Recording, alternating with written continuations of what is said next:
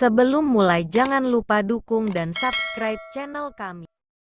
Abdullah bin Mubarak, salah seorang ulama di masa tabi'in, setelah melaksanakan ibadah haji atau umrah, ia tinggal beberapa waktu lamanya di Mekah.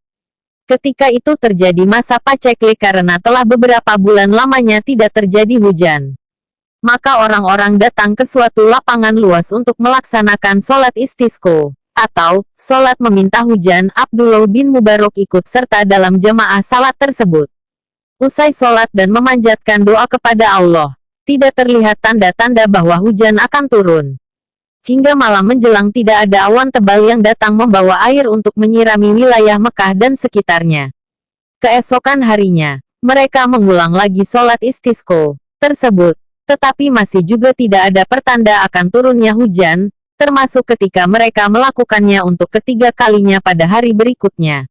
Setelah berjamaah sholat istisqo, pada hari ketiga itu, Ibnu Mubarak berkata dalam hati, "Aku akan keluar memisahkan diri dari orang-orang ini dan berdoa kepada Allah.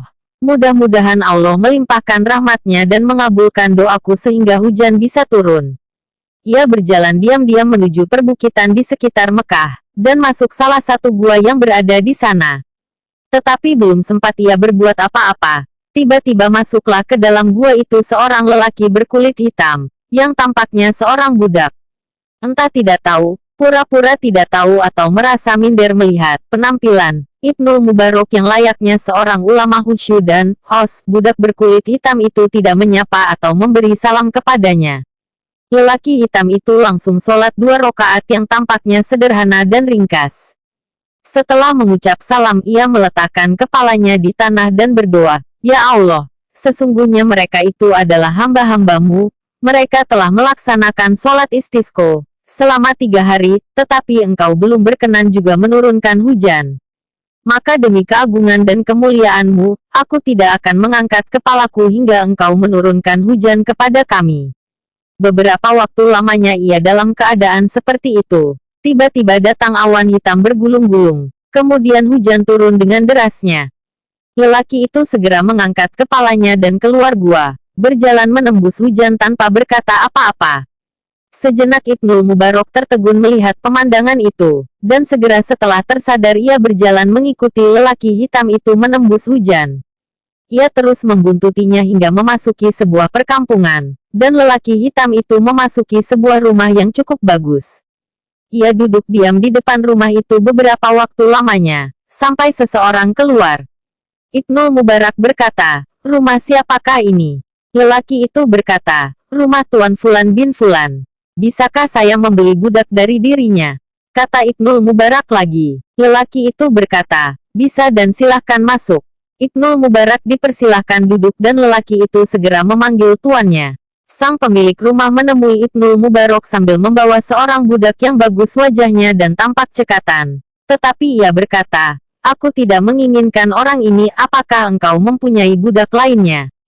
"Baiklah," kata sang pemilik rumah, sambil memerintahkan untuk memanggil budak lainnya. 1 atau 2 orang budak lagi ditunjukkan. Tetapi Ibnu Mubarak berkata, "Aku menginginkan yang lainnya, apakah engkau masih memilikinya?"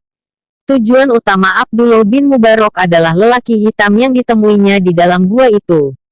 Orang itu berkata, "Saya memang masih memiliki 1 orang lagi budak, tetapi ia sangat tidak pantas bagi tuan." "Mengapa?" tanya Ibnu Mubarak. Orang itu berkata, "Karena dia seorang yang pemalas, tuan tidak akan memperoleh manfaat apa-apa dari dirinya." Ibnu Mubarak berkata, "Bawalah dia kemari, aku ingin melihat." Budak itu segera didatangkan, dan memang lelaki hitam yang ditemuinya di dalam gua tersebut.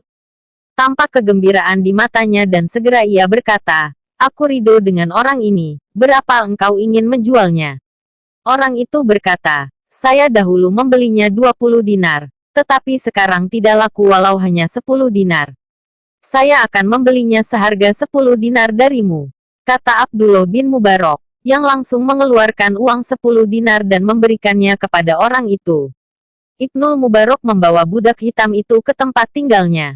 Budak hitam yang selama itu hanya diam saja, tiba-tiba berkata, "Wahai Ibnu Mubarak, mengapa engkau membeli aku? Aku tidak akan mengabdi dan melayani dirimu."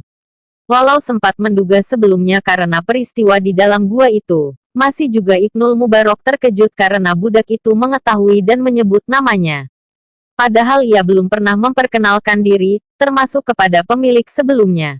Tetapi justru hal itu memperkuat dugaannya sebelumnya. Segera saja Ibnul Mubarok berkata, "Bukan seperti itu. Justru aku yang akan melayani kamu. Siapakah namamu?" Budak hitam itu berkata, "Para kekasih Allah tentu mengenal kekasihnya."